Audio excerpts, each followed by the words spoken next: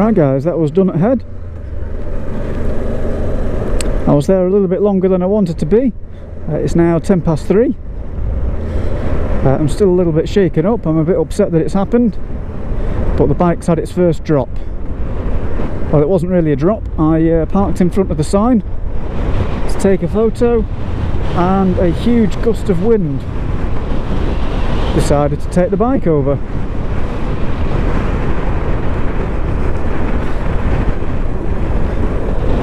So there's a few cosmetic marks on the bike, nothing too serious. The biggest thing, which was a worry to begin with, was the clutch lever here that had actually come completely off.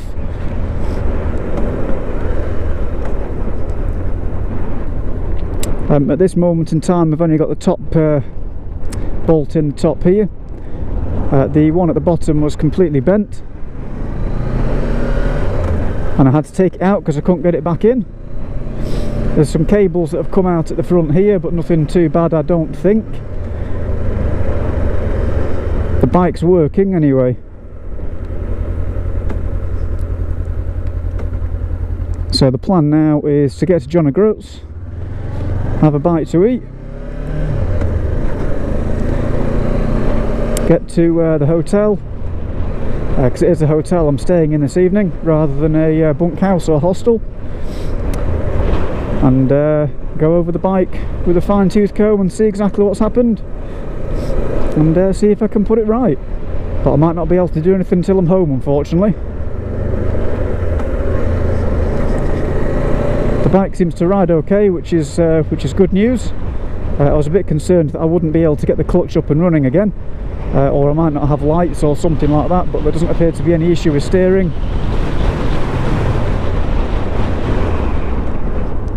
And the clutch does appear to be working absolutely fine.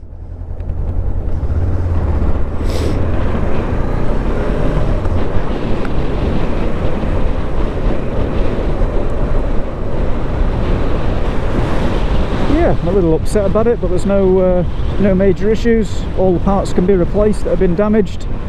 The top box that I've got in the back does have a scrape on the side of it, but whatever. The top box, I think, saved the back of the bike, and the handlebar end here saved the rest of it. Thank you. And the front indicator is a little bit skew-whiffed down there, but I'm sure we can sort that out.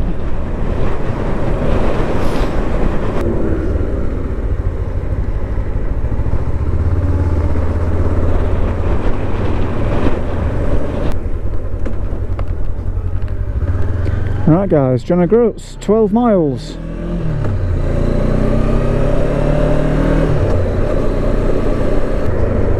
Thank you.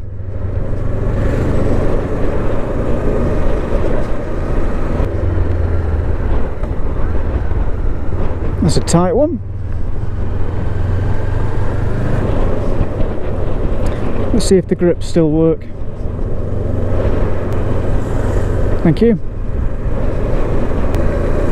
Thank you. The A836 to John O'Groats. Hello.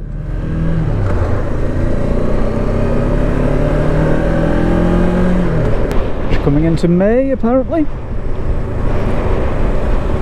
Just looking back at what happened at Dunnet Head there, I had a little look at the stand. I mean that the foot peg part of the stand is a little bit bent, so I'll try and straighten that out. But I've got a feeling the reason it went over is that it's actually too short.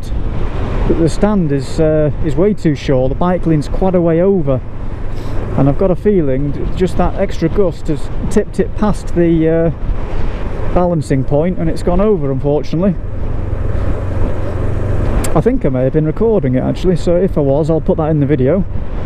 And yeah, you can see exactly what happened. But nothing appears to be rattling anyway. Only this left indicator, which I can just straighten up, I'm guessing with a set of screws or something like that, a screwdriver. There's a scrape just on the mirror here, on the bar end, on the rear of the top case. But other than that, I think we got away with it. The shake's still there in the steering, which to be honest, it's been there the whole trip, so I was going to get Honda to have a look at that anyway. I'll ask them about that when I order the parts I need to resolve the cosmetic issues with them. And I'll also get them to have a look at the stand as well, just in case it's affected anything down at the bottom there on the frame. I don't think it has, but you never know. Oh yes, and just a scrape here on the handlebar. But the good news is the grips appear to be working, and I'm able to keep moving forwards. It's just a bit of a shame, really. I'm glad the paintwork hasn't been touched, because that would be a bit of a nuisance if it had scraped the tank or something like that. But as it is, it's just stuff that can be taken off and replaced. One thing I will look at though in the future is the bike buster handguards, and also some sort of protection for the engine, whether that be, as I mentioned before, the Rally Raid bash plate. And also see if we can get some sort of engine protection at the top here, just in case, as a sacrificial thing. So yeah, I was a little bit worried when it went down, because I knew I didn't have anything on the bike.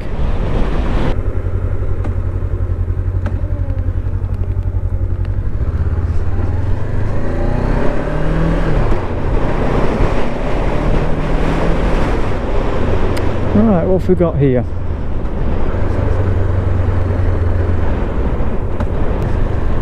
Oh yes, I think we've got the cafe on the left, and there's the sign.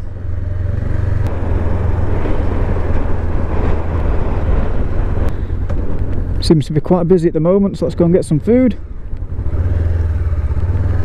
and then come back in a mo.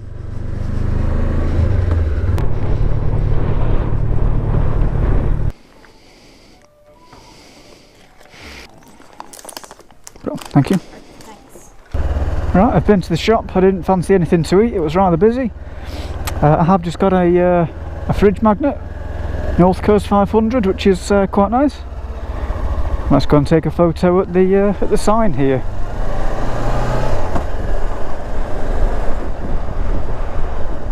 See if we can get anywhere near it.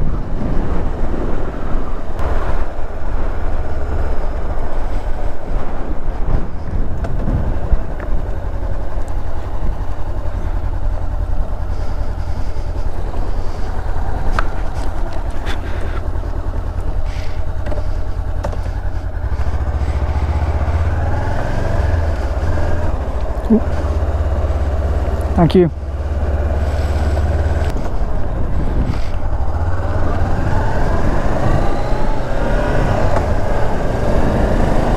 Right, I'm all photoed out. On down to Wick. It's now 4:15. We should be there for about 4:45, hopefully. I'm not quite sure where the hotel is. I believe it's on the harbour front, but we'll soon find out. South from here.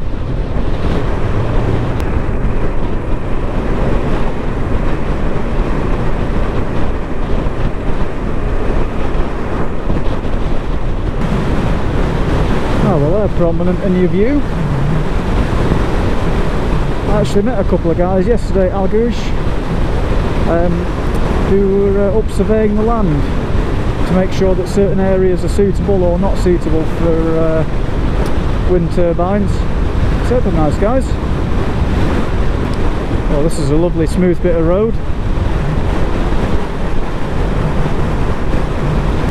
Clearly this is meant to be the main road in and out of John O'Groats from the north to south.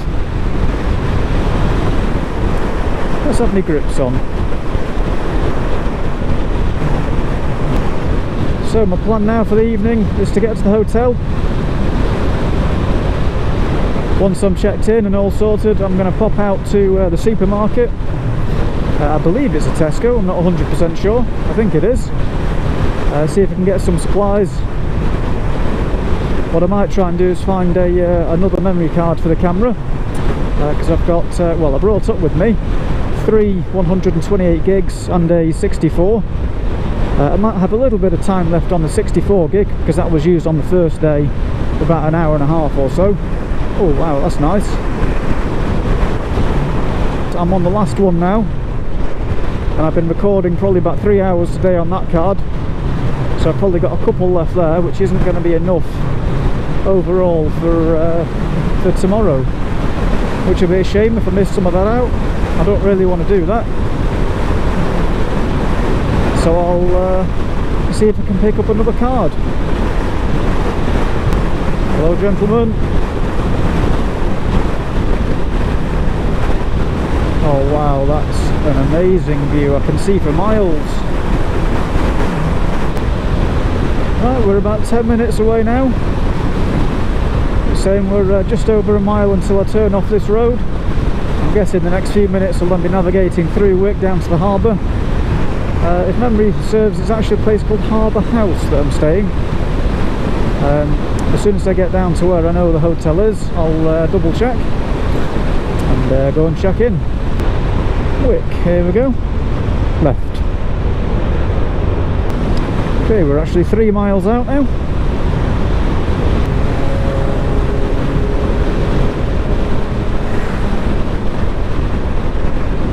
And another one. Here we go, we're coming into Wick. And there's the Tesco. We'll fuel up there tomorrow as well, but for now I just want to get to the hotel. What's going on here? Oh, traffic lights.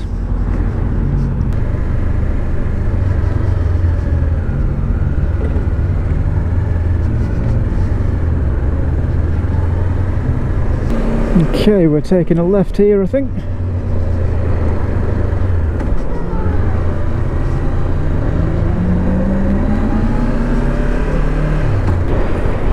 It's going to be a sharp left-hander here.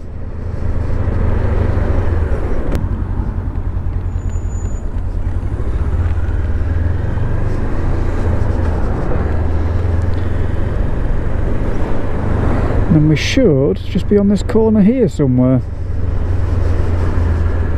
Bed and breakfast, Harbour House, there we go, that's it. I'm going to pull in that gap just there.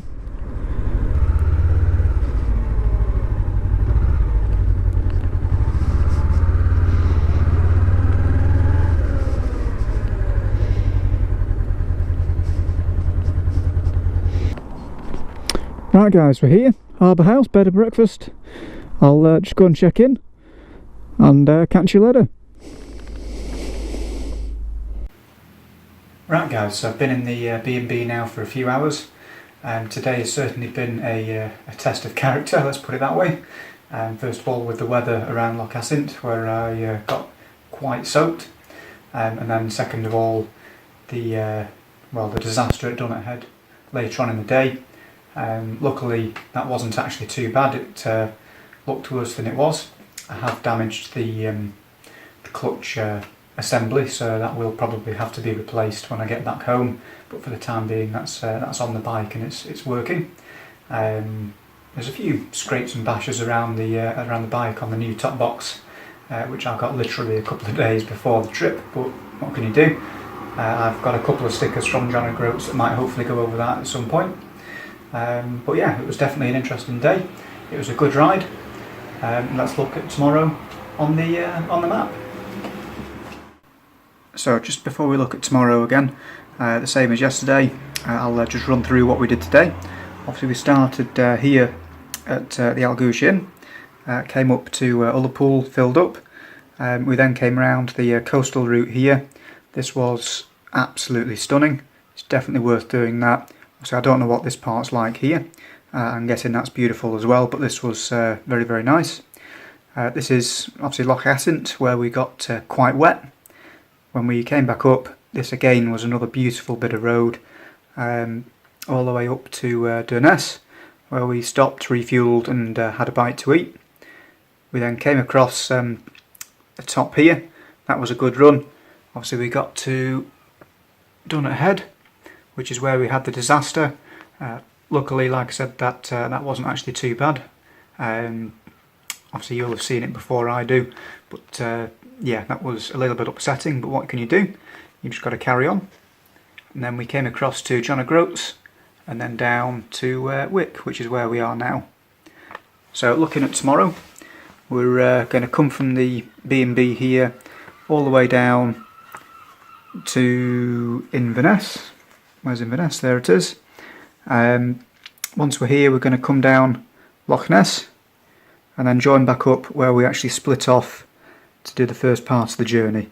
So we'll do a complete loop right the way around the north coast. It's not quite the official North Coast 500 route, it's a little diversion here and a couple of other places around the coast there, but it's what I wanted to do and it's been fantastic. Once we've done that, I'm going to come back down to Fort William. Depending what I feel like here, I might come across to Glenfinnan, wherever Glenfinnan is, it's here somewhere, just in here. And then there's another road that I used to love driving when I came up to do the Scottish 6 Day, just down by Ben Nevis here. So we'll see if the weather's okay for those. And then we're going to come down. Oh, the map's bending here. You can't actually see it on here, but Crian Larach is on the other side of the map. I won't turn it over, but Crian Larach is a little bit further south near Tyndrum and the Greenwelly stop. Yeah, so it should be a good day. A little bit shorter hopefully than the other 2 days, but hopefully just as enjoyable. I'll see you in the morning.